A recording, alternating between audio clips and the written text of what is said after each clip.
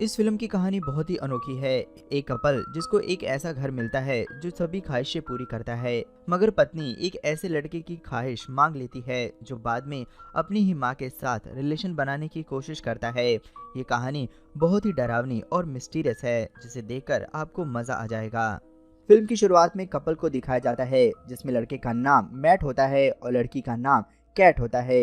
ये लोग अपने एक नए घर में शिफ्ट होते हैं जो सिटी से काफी दूर और अलग था। इसके आसपास कोई भी नहीं रहता था। मैट एक आर्टिस्ट और कैट एक ट्रांसलेटर होती है, लेकिन वे दोनों अपनी जॉब को छोड़कर इस घर में आए थे। कैट और मैट यहाँ से अपनी जिंदगी की एक नई शुरुआत करना चाहते थे। उनका घर बहुत बड़ा होता है। वे लोग जब इस घर को देख रहे होते हैं तो उन्हें एक अजीब सा रूम मिलता है। उसका दरवाजा बहुत मजबूत होता है। तभी उन्हें सभी सामानों में उस रूम की चाबी मिलती है, जिससे मैट उसे खोल देता है। उस रूम में जाते ही घर की सारी लाइटें ब्लिंक करने लगती हैं। इसके बाद लाइट चली जाती है। वे दोनों उस कमरे से बाहर आ जाते हैं। अगली सुबह वे लाइट ठीक करने के लिए एक इलेक्ट्रिशियन बुलाते हैं। वे लोग उसे लेकर बेसमेंट में जाते हैं, जहां वह इलेक्ट्रिशियन देखकर हैरान हो जाता है कि चारों तरफ बहुत सारी वायर बिछी हुई हैं। पूरा का पूरा बेसमेंट सिर्फ वायर से भरा होता है। इसके बीच में एक व्हील होता है जिसके बीच में एक लाइट जल रही होती है। इन वायरों को देखकर इलेक्ट्रिशियन का दिमाग घूम जाता है। वह कुछ भी नहीं कर पाता। जब मैट उसे बाहर छोड़ने आता है तो इलेक्ट्रिशियन उससे पूछता है कि आपने ये घर क्यों खरीदा। वह बताता है कि बहुत दिनों से इस घर को किसी ने भी नहीं खरीदा था। पहले इस घर में जो कपल रहते थे उनका इस घर में मर्डर हो गया था। जब मैट को ये बात पता चलती है तो वह सोच में पड़ जाता है। उसने ऐसा घर खरीदा जिसमें मर्डर हुआ था। मैट ये सभी बातें कैट को नहीं बताता। उसके बाद मैट उस घर के बारे में नेट पर सर्च करता है। यहाँ उसे पता चलता है कि 1975 में एक लड़के ने इस घर में रहने वाले कपल को मार दिया था, लेकिन लोगों को इनको मारने का कारण आज तक पता नहीं लग सका। उस लड़के को एक पागल खाने में भेज दिया गया था। इन सब बातों को जानने के बाद मैट परेशान हो जाता है। वह रात को अकेला ही उस रूम में एक लैंप को रखकर सो जाता है। वह वहां पर बैठकर ड्रिंक कर रहा होता है। उसकी ड्रिंक की बोतल जब खत्म हो जाती है तो वह मन में ही विश करता है कि काश उसके पास एक और बोतल होती। तभी लैंप ब्लिंक करने लग जाती है। इसके बाद लाइट चली जाती है। जब लाइट आती है तो उसके सामने एक वैसी ही बोतल होती है जो उसने अभी अभी खत्म की होती है। वह हैरान हो जाता है कि ये बोतल आखिर कहां से आई। इसके बाद दिखाया जाता है कि नेक्स्ट मॉर्निंग कैट उठती है तो वह मैट को ढूंढते हुए उसी रूम में पहुंच जाती है, लेकिन आज उस रूम का हुलिया बिल्कुल बदला हुआ होता है। वहां पर बहुत सारी जरूरत की चीजें मौजूद होती हैं, जिसमें पेंटिंग वगैरह होती है। तब मैट उसे बताता है कि ये रूम हमें बहुत सारी चीजें दे सकता है जो हम विश करते हैं। वह कैट से भी कुछ विश करने के लिए कहता है। कैट एक अच्छी सी जॉब मांगती है। तब मैट कहता है कि ये जॉब नहीं दे सकता, ये सिर्फ कोई चीज दे सकता है। तब वह पैसा मांगती है, जिससे लाइट ब्लिंक होती है तो उसे पैसा मिल जाता है।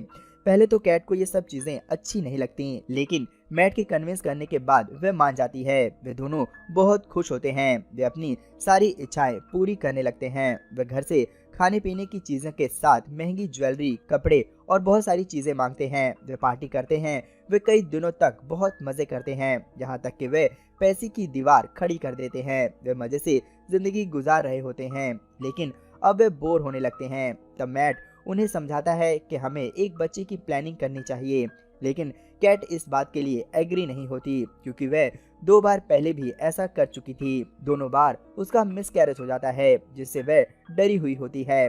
इस बात को लेकर दोनों में बहस होती है, जिससे कि मैट गुस्से में बाहर टहलने के लिए चला जाता है। कैट घर में अकेली परेशान होती है। तभी उसके दिमाग में एक आइडिया आता है। वह उस रूम में जाती है और एक बच्चे का विश करती है। उसकी ये इच्छा पूरी हो जाती है। जब मैट घर वापस आता है तो देखता है कि कैट एक बच्चे के साथ खेल रही होती है। वह समझ जाता है कि ये बच्चा भी उसी रूम की देन है। वह कैट को कहता है कि तुमने क्या कर दिया। मैंने बोला था कि हम किसी जीवित चीज को नहीं मांगेंगे। ये बच्चा हमारे लिए खतरा बन सकता है, लेकिन कैट इस बात को नहीं मानती। वे दोनों दिमागी रूप से परेशान हो जाते हैं। वह रूम जो देता है उसे वापस नहीं लेता है। मैट परेशान होकर उस मर्डर का आर्टिकल नेट पर पढ़ने लगता है। तब उसे पता चलता है कि किलर का नाम जॉन डो था। उसने उस रूम के कहने पर ही उस कपल को मारा था। मैट उस किलर से मिलने मेंटल हॉस्पिटल जाता है। मैट जब उस किलर से मिलता है तो उसे भी पता चलता है कि वे लोग उसी घर में रह रहे थे। तब वे व्यक्ति मैट से कहता है कि जितना जल्दी हो सके उस घर के चक्रव्यूह से दूर चले जाओ। मैट वापस अपने घर की तरफ जा रहा होता है। वे कार में जब पेट्रोल डलवाता है तो उसके लिए वो वही पैसे देता है जो पैसे मैट को उस कमरे से मिले थे। लेकिन मैट जब जेब में हाथ डालता है तो उससे सिर्फ मिट्टी निकलती है। उसका पैसा मिट्टी बन चुका था। तब उसे पता चलता है कि रूम से जो भी मिलता है, यानी कि रूम उसे जो भी चीजें देता है वे सिर्फ घर के अंदर ही इस्तेमाल हो सकती हैं। घर के बाहर उसका कोई वजूद नहीं रह जाता। वह घर वापस आता है और जानने की कोशिश करता है कि आखिर ऐसा क्यों होता है, लेकिन उसे कुछ भी नहीं पता चलता। यहाँ ये पता चलता है कि वायर सिर्फ बेसमेंट में ही नहीं होती बल्कि घर की हर दीवार में होती है। उसे घर की दीवारों के अंदर सिर्फ वायर ही वायर नजर आती हैं। जब वह रूम से बाहर आता है तो देखता है कि कैट बच्चे को लेकर बाहर जाती है। इस पर वह उसे रोकने की कोशिश करता है लेकिन उसे रीजन नहीं बताता, जिसके कारण कैट बाहर चली जाती है। वे जैसे ही बाहर जाती है तो बच्चा रोने लगता है। उसका रंग भी चेंज होने लगता है। कुछ समय बाद बच्चे के रोने की आवाज तो बंद हो जाती है, लेकिन कैट जोर जोर से चिल्लाने लगती है। वे मैट को जोर जोर से बुला रही होती है। तब मैट बाहर जाता है और उन दोनों को अंदर ले आता है। वे ये देखकर हैरान हो जाते हैं कि वो बच्चा अब 7 से 8 साल का हो चुका होता है। तब उन्हें एक और सीक्रेट पता चलता है कि जो भी इस रूम की जीवित चीज बाहर जाएगी उसकी उम्र तेजी से बढ़ने लगती है, जिससे कि वह जल्दी बूढ़ा होकर मर जाएगा। जब कैट को सब कुछ पता चल जाता है तो वह हैरान हो जाती है, लेकिन अब वह बच्चे को एक्सेप्ट कर चुकी होती है और उसे बहुत प्यार करने लगती है। इस बीच दोनों पति पत्नी के बीच झगड़ा होने लगता है।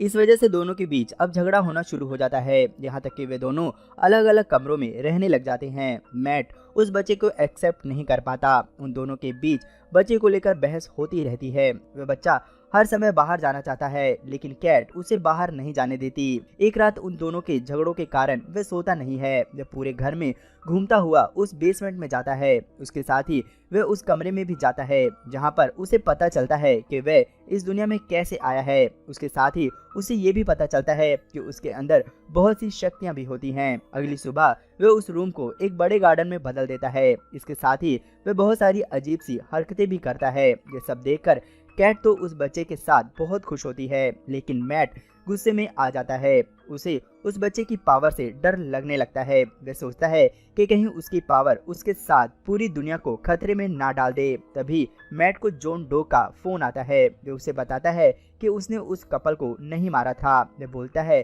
कि उस कपल ने भी उस रूम से एक बच्चा विश किया था, जिसे अपनी पावर का पता चल जाता है, लेकिन वह मरना नहीं चाहता था। इसीलिए वो अपने बचाव का कारण पूछता है। उसे पता चलता है कि अगर उसे जिंदा रहना है तो उसे उसको मारना पड़ेगा जिसने उसे उस दुनिया में लाया है। इसीलिए उसे उस औरत के साथ साथ उसके पति को भी मारना पड़ता है। अंत में वह बताता है कि वह बच्चा और कोई नहीं है, वह खुद है। कहने का मतलब ये है कि जॉन डो भी उस रूम से ही निकला हुआ एक ख्वाहिशी बच्चा है। ये सभी बातें दूसरी लाइन पर कैट भी सुन लेती है, जिससे वह बहुत गुस्से में आ जाती है और कार लेकर बाहर ड्राइव करने लगती है। वे गुस्से में लगातार ड्राइव करती रहती है। उसे अपनी गलती का एहसास होता है। इधर मैट बार बार अपनी माँ के बारे में पूछ रहा होता है। गुस्से में आकर मैट उस बच्चे को उसकी रियलिटी बता देता है। वे कहता है कि अगर तुम इस घर से बाहर गए तो कुछ ही समय में बड़े हो जाओगे और तुरंत ही बूढ़े होकर मर जाओगे। वे उसे दरवाजे के पास लाकर कहता है कि जाओ बाहर, लेकिन तभी उसे एहसास होता है कि आखिर ये बच्चा तो बच्चा है। उसके बाद वह उस बच्चे को सॉरी बोलता है। फिर वह उसे एक कहानी सुनाता है। तो उसे एक बाप की तरह व्यवहार करता है। तो उसे अपनी गोद में लेकर बिस्तर पर सो जाता है। अगली सुबह जब कैट घर में आती है तो उन दोनों को साथ देखकर खुश होती है। आफ्टर ऑल मैट ने भी बच्चे को एक्सेप्ट कर लिया था। अगले दिन वे दोनों प्यार कर रहे होते हैं तो बच्चा भी उन्हें दरवाजे से देख रहा होता है, जिससे कि वह बच्चा कैट की तरफ आकर्षण महसूस करता है। अगली सुबह वे देखती है कि वह बच्चा बाहर जाकर आया था, जिससे कि वह अब 18 साल का हो गया था। वह हैरान होकर एक गन से मैट पर फायर कर देता है, लेकिन उसके सामने कैट आ जाती है तो उसे गोली लग जाती है, जिससे वह बेहोश हो जाती है। जब कैट को होश आता है तो मैट उससे बताता है कि उन दोनों में बहुत लड़ाई हुई थी, जिससे कि वह बच्चा मारा गया। इस दौरान वे दुखी हो जाते हैं। तब कैट ये एक्सेप्ट कर लेती है कि हमें सिर्फ कुछ दिनों के लिए बच्चा मिला था। कैट उस घर से बाहर जाना चाहती है। तब मैट कहता है कि बाहर जाने के लिए बहुत पैसा चाहिए, क्योंकि हमारा पैसा इस घर को खरीदने में खर्च हो चुका है, इसीलिए हमें अभी कुछ दिनों तक इसी घर में रहना पड़ेगा। वैसे भी इस घर में किसी भी चीज की कमी नहीं है। कैट महसूस कर रही है कि मैट का व्यवहार बदल चुका है। एक दिन वह उसे जबरदस्ती करने लगता है, जिससे उसे ये पता चलता है कि ये मैट नहीं बल्कि मैट के रूप में वह बच्चा है। यहाँ पर हम एक बात बता दें कि वह लोग उस बच्चे का नाम शेन रख चुके होते हैं। इधर शेन कैट को बेहोश करके रूम में ले जाता है। अब दिखाया जाता है कि मैट, जो कि काफी समय से बेहोश था, होश में आ जाता है। वह घर में दोनों को ढूंढता है, लेकिन उसे कोई भी नहीं मिलता। तभी वह उस रूम के पास जाता है और देखता है कि वह रूम भी लॉक हो जाता है। वह किसी तरह उस रूम के पास की दीवार में छेद कर देता है, जो उसके द्वारा अंदर चला जाता है। वारों के बीच से होते हुए वह आगे एक छेद से निकलता है तो सामने उसे एक और सेम टू सेम घर दिखाई देता है। वह सब शेन का किया धारा था। उसने उस घर का डुप्लीकेट बना दिया था, जहां पर वह बाहर भी निकल सकता था और घर में भी जा सकता था। मैट जब उस घर में जाता है तो वहां पर शेन उसी के रूप में होता है। कैट एक साथ दो मैट देखकर हैरान हो जाती है। तभी वह शेन का नाम लेकर पुकारती है तो शेन रिस्पॉन्स दे देता है। उसे असली और नकली मैट का पता चल जाता है। वह शेन को रूम के अंदर धक्का दे देती है और मैट को लेकर वहां से भागती है। लेकिन शेन की इमेजिनेशन तो बहुत ज्यादा पावरफुल थी। वह उस घर का सेटअप ही चेंज कर देता है। वह घर एक भूल भुलैया सा बन जाता है। वे लोग घूम फिर कर वहीं पर आ जाया करते हैं। वे दोनों किसी तरह उस घर से बाहर निकलकर उस छेद के पास पहुंच जाते हैं, जिससे कि वे असली घर में पहुंच जाते हैं। शेन भी उनके पीछे पीछे उसी घर में चला जाता है। इसके बाद असली घर से मैट उसे खींचकर घर के बाहर धक्का दे देता है। तब कैट अंदर से घर का दरवाजा बंद कर लेती है। इसके बाद शेन की उम्र बढ़ने लगती है। शेन उम्र बढ़ते बढ़ते बूढ़ा होकर मर जाता है। वे दोनों इस घटना से बहुत परेशान हो जाते हैं। इसके बाद वे दोनों उस घर को छोड़कर दूसरे घर में चले जाते हैं और ये फिल्म यहीं पर खत्म हो जाती है। ख्वाहिशें पूरी करने वाला घर मिल जाए तो आप क्या मांगेंगे? कमेंट में अपना जवाब जरूर लिखें। वीडियो को लाइक करें और आगे भी ऐसी अनोखी फिल्म की स्टोरीज के लिए चैनल को सब्सक्राइब जरूर कर लें।